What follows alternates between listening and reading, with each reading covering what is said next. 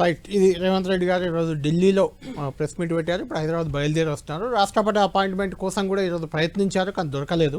దీనికి సంబంధించి చర్చిద్దాం. మాతో పాటు డిబేట్లో కంటిన్యూ అవుతున్నారు మాజీ ఎమ్మెల్సీ టీఆర్ఎల్డి రాష్ట్ర అధ్యక్షుడు దిలీప్ కుమార్ గారు స్టూడియోలో మనకు అందుబాటులో ఉన్నారు. బీఆర్ఎస్ నేత ఉపేందర్ గారు, అడ్వకేట్ ఉపేందర్ గారు.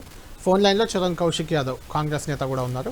దిలీప్ గారు, రేవంత్ రెడ్డి మాట్లాడిన మాటలు విన్నారు, చేయాల్సినంత ప్రయత్నం అంతా చేసేసాం, కేంద్రం ముందుకు రావాలి, లేదంటే మోడీని దింపి రాహుల్ని ప్రధాని చేస్తాం, అప్పుడు బీసీ రిజర్వేషన్లు చేస్తాం. ఏమనిపిస్తుంది అసలు ఈ బీసీ బిల్లు వర్కౌట్ అవుతుందా? రిజర్వేషన్ల పెంపు సాధ్యమవుతుందా? రాహుల్ ప్రధాని కావాల్సిందేనా ఇది అమలు కావాలంటే? ఒకటి, ఇది కాంగ్రెస్ ఏం ప్రయత్నం చేసినా కూడా సాధ్యపడే పని కాదు. ఎందుకు కాదు అంటే, ఖచ్చితంగా 2 బిల్లు ఆల్రెడీ రాష్ట్రపతి దగ్గరనే, ఇక్కడి నుంచి వీళ్ళు పాస్ చేసి పంపినటువంటిది ఆర్డినెన్స్ కు గవర్నర్ సంతకం పెట్టకుండా అది కూడా రాష్ట్రపతి పరిశీలన కోసం పంపారు. ఇది అయ్యే పని కాదు. సో ఏం చేయాలి మరి? ఎందుకంటే దాంట్లో 10% ముస్లిం రిజర్వేషన్స్ ఎంతవరకు అయితే ఇంక్లూడ్ అయి ఉన్నాయో ఆ బిల్లు పాస్ చేయడం అసంభవం అని రామచంద్రరావు ఇక్కడే స్టేట్మెంట్ ఇచ్చాడు. ఆయన ప్రముఖ క్రిమినల్ అండ్ కాన్స్టిట్యూషనల్ లాయర్ కూడా.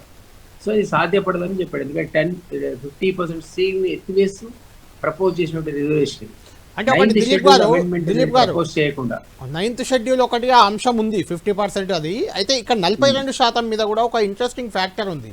42%లో 10% మైనార్టీ ముస్లిం రిజర్వేషన్లు ఉన్నాయని బీఆర్ఎస్, బీజేపీ ఇలాంటి నేతలు అంటుంటే, రేవంత్ రెడ్డి ఈరోజు క్లియర్గా చెప్పారు అసలు 42%లో సెపరేట్గా 10% ఎక్కడి నుంచి వచ్చింది, మైనార్టీ రిజర్వేషన్లు ఎక్కడివి, ఇందులో కేటగిరీ ఎక్కడిది అన్నారు.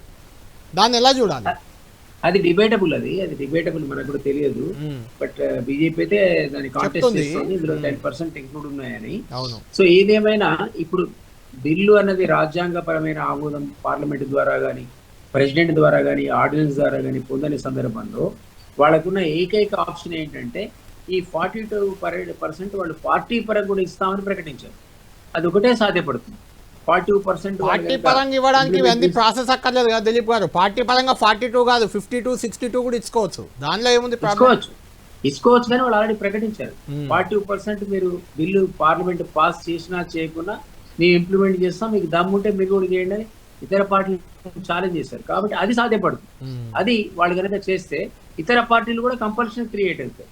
అది జరగచ్చు. కానీ ఇందులో ఉన్న 50% సీలింగ్ ఎత్తివేశారు కాబట్టి ఎవరు కోర్టుకు పోయినా కూడా సుప్రీంకోర్టు వరకు పోతే ఇది డెఫినెట్గా స్టే అవుతుంది. కాబట్టి నాకైతే ఈరోజు ఈ ఎలక్షన్స్ అవుతాయనేటువంటి నమ్మకం అయితే లేదు. We have to wait and see. Right Dilip గారు, మీరు ఫైనల్గా కంక్లూడ్ చేయండి. మీరు కూడా కేంద్రంలో భాగస్వామ్య పార్టీ కాబట్టి, జయంత్ చౌదరి గారు కూడా అక్కడ మంత్రిగా ఉన్నారు కాబట్టి, ఏంటి బీసీలకు 42% రిజర్వేషన్ అయ్యేందుకు మీ వంత ప్రయత్నం ఏమైనా చేస్తారా మీరు? ఇది సాధ్యపడే పని కాదు. కారణం ఏంటంటే సుప్రీంకోర్టు సీలింగ్ అనేది 50% ఉంది కాబట్టి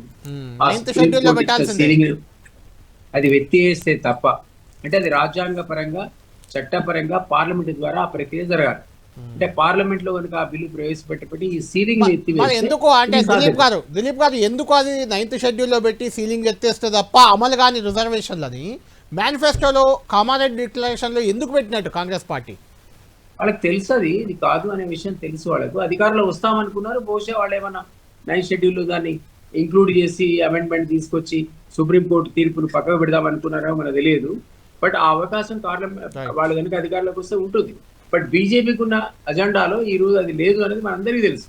కాబట్టి ఇది ఇప్పటికిప్పుడు సాధ్యపడే పని కాదనే విషయం మీకు తెలుసు, నాకు తెలుసు, కాంగ్రెస్ కూడా తెలుసు. కావాలని వాళ్ళు దీని ఒక రాద్ధాంతం, ఒక పొలిటికల్ వెపన్ గా వాడుతున్నారు తప్ప వాళ్ళందరికీ తెలిసి ఇది కాదని. థ్యాంక్ యూ దిలీప్ గారు, థ్యాంక్ యూ ఉపేందర్ గారు, థ్యాంక్ యూ చరణ్ కౌశిక్ గారు. మొత్తానికి దిలీప్ గారు